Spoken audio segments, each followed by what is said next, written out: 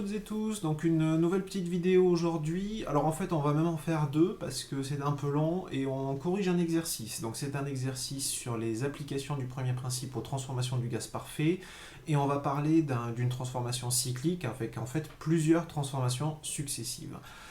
Voilà, donc j'ai coupé cette vidéo en deux parties, comme ça vous avez le temps de travailler entre les deux vidéos. Allez, on passe tout de suite sur la tablette. Nous allons donc traiter l'exercice 4 du TD2 sur les applications du premier principe aux transformations du gaz parfait. Donc les prérequis pour faire cet exercice sont la relation d'état du gaz parfait, le cours sur le premier principe, ainsi que le cours sur les applications du premier principe aux transformations du gaz parfait. En particulier, on va utiliser les lois de Joule ainsi que les lois de Laplace dans le cadre de cet exercice. Donc on commence par passer en revue l'énoncé de l'exercice. Donc on vous dit qu'on considère 2 moles de dioxygène qu'on va supposer comme étant un gaz parfait qui occupe un volume VA à une température TA sous une pression PA. Vous voyez qu'on vous donne la température et on vous donne la pression, pas le volume, mais vous avez la quantité de matière. On vous dit que cette masse de gaz, cette quantité de gaz effectue un cycle. Donc dans une première étape de A à B, on a une compression isotherme réversible jusqu'à une pression PB de 8 bars. De B vers C, on a un échauffement isobar réversible. De C vers A, une détente adiabatique réversible. Donc vous voyez bien, c'est bien un cycle puisqu'on est parti du point A et on revient au point A. On vous donne par ailleurs la relation de Meyer, Cp moins Cv égale R, et la valeur de Cp, alors c'est une valeur approximative pour le dioxygène, 7,5 de R, qui est la valeur de Cp pour un gaz parfait diatomique. Alors, dans la première question, on vous demande de reproduire le tableau suivant. Donc, un tableau qui vous demande d'indiquer la pression, le volume et la température, respectivement en bars, litres et Kelvin, pour les points A, B et C. On vous dit qu'il est indispensable d'indiquer le raisonnement conduisant à ces valeurs numériques. Donc, j'ai reproduit le tableau et on va tout de suite y aller. Alors, on va commencer par convertir dans les bonnes unités ce qu'on vous a donné, si nécessaire. Donc on vous a donné en particulier la pression PA, 0,8 bar. Donc ça, c'est 0,8 10 puissance 5 pascal. Donc je convertis en unité SI, c'est pas forcément pour remplir le tableau, d'ailleurs c'est pas pour remplir dans le tableau, mais par contre quand je vais utiliser la relation d'état des gaz parfaits, il faudra que j'utilise les unités SI. De la même façon, on vous donne PB qui vaut 8 bars. Donc c'est 8 10 puissance 5 pascal. On vous donne une quantité de matière en mol, 2 mols, il n'y a pas de souci. On vous donne une température TA égale 320 Kelvin. Pareil, c'est déjà dans les unités SI, j'y touche pas. Donc je vais tout de suite remplir ce que j'ai. PA c'est 0,8 bar, TA c'est 320 Kelvin. Voilà. Et on vous demande tout le reste. Alors la première chose qu'on voit ici, ça va être, pour les coordonnées du point A, il nous manque ici le volume VA. Alors comment je vais calculer le volume VA? Donc je connais ce qui est connu, c'est la quantité de matière, la pression, la température. Donc là, je vais pouvoir utiliser la relation d'état des gaz parfaits. Donc PV égale nRT, la relation d'état des gaz parfaits. Alors je vais la spécifier, ici je suis au point A, donc c'est PAVA égale nRTA. Donc je ne connais pas le volume, je l'obtiens directement, VA égale nRTA sur PA. Donc si vous avez tout dans les bonnes unités, c'est-à-dire les unités SI, vous rentrez ça directement et vous obtenez la valeur de VA. Donc 0,0665, donc ça c'est en mètres cubes, et comme on vous demande en litres, vous multipliez par 1000, ça vous fait 66,5 en litres. On remplit 66,5. Donc maintenant, je vais passer aux coordonnées du point B. Alors, comment je vais faire? Déjà, vous voyez, le point B, pour le moment, j'ai aucune information, sauf la pression. Donc il faut que je détermine le volume et la température. Qu'est-ce qu'on sait de plus? Si je reviens dans l'énoncé, on vous dit que de A vers B, on a une compression isotherme réversible. Donc qu'est-ce que ça veut dire ça? De A à B, on a une isotherme réversible. Donc c'est surtout le côté isotherme ici qui va m'intéresser. Bon, c'est réversible, mais ça j'y viendrai après. Ça veut dire que la température est constante.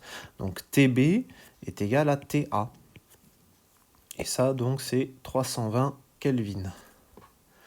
Donc je remplis mon tableau. Encore une fois, il va me rester le volume à calculer. C'est la même en couleur que pour le point A. Je connais la température et la pression, j'ai besoin du volume, je ne refais pas la démonstration. VB, c'est nRTB sur PB.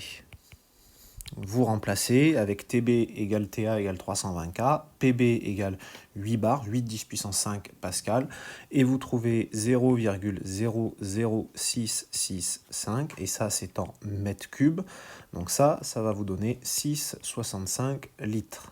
Donc vous avez à température constante, vous avez multiplié par 10 la pression, donc vous avez divisé par 10 le volume, ça c'est cohérent. Donc 6,65 litres. Il me reste les coordonnées au point C. Et là, vous voyez qu'on n'a pas vraiment d'infos, là encore, donc il va falloir décortiquer ce qu'on vous dit dans le sujet. Donc pour le point C, on vous dit que pour aller de B à C, on a un échauffement isobar réversible. Donc B vers C, c'est une transformation isobar. Réversible, j'y viendrai après. Mais surtout isobar, c'est ce qui m'intéresse ici. PB est donc égal à PC. La pression est constante, donc PB égale PC. Ici, dans mon tableau, je reporte la valeur de la pression. J'avais PB égale 8 bars, PC égale 8 bars. Et maintenant, il faut que je calcule le volume et la température. Donc là, c'est plus compliqué, parce que je ne peux pas appliquer la relation d'état des gaz parfaits. Par contre, je sais, toujours pareil, troisième étape, C vers A, je le relis le sujet, c'est une détente adiabatique réversible.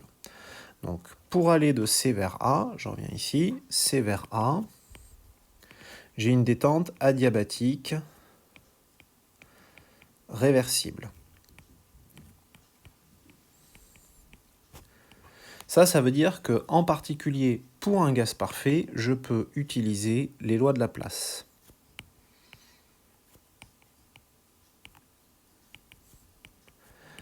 Donc, je vous rappelle, vous avez trois lois de Laplace.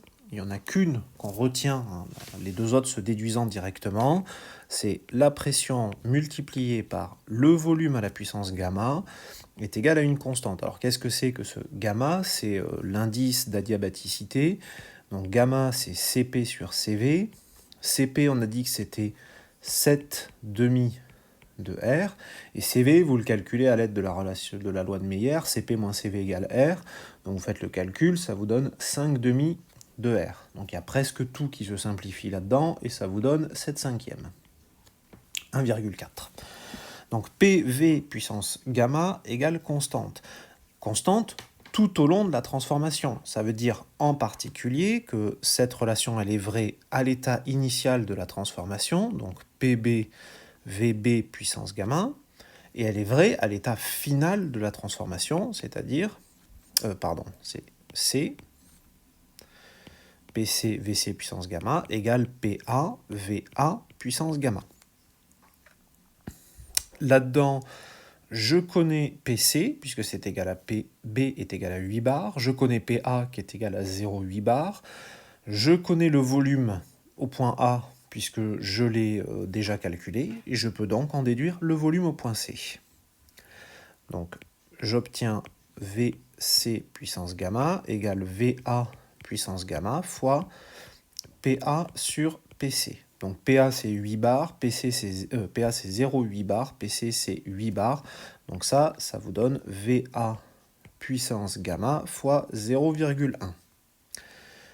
Donc, il suffit de résoudre cette petite équation, Et comme vous avez, ici c'est VC l'inconnu, comme vous avez VC puissance gamma, pour obtenir la valeur de Vc, vous élevez le tout à la puissance 1 sur gamma.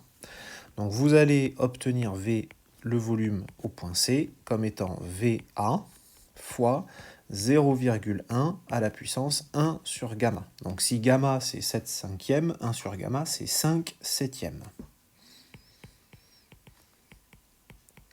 Donc vous faites la petite application numérique et vous trouvez donc 12,84 litres. Donc si je reviens, je remettrai le tableau à la fin. Il ne me reste plus qu'à calculer la température, et là j'ai la quantité de matière, c'est toujours la même, je connais pression, volume, je peux appliquer la relation d'état des gaz parfaits. Donc je reviens ici.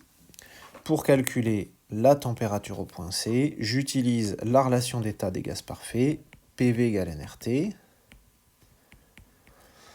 Au point C, vous en déduisez TC, donc PV sur nR. Au point C. Donc j'obtiens TC, vous faites une petite application numérique et vous obtenez 618 Kelvin. Voilà, donc je remplis mon tableau, 618 Kelvin. Voilà comment vous obtenez. Vous pouvez utiliser la relation d'état des gaz parfaits et les lois de Laplace pour travailler sur les diverses transformations. Donc je vous ai mis ici le bilan bien reporté, PVT pour les points A, B et C. Donc on a les pressions 0,8, 8 et 8 en barre, les volumes 66,5, 6,65 et 12,84 en litres, et les températures 320, 320 et 618. Donc c'était pour la première partie. Dans la deuxième partie, on va voir ce qui touche plus précisément au premier principe avec les calculs des échanges de chaleur et de travail et les variations d'énergie interne et d'enthalpie. À très bientôt!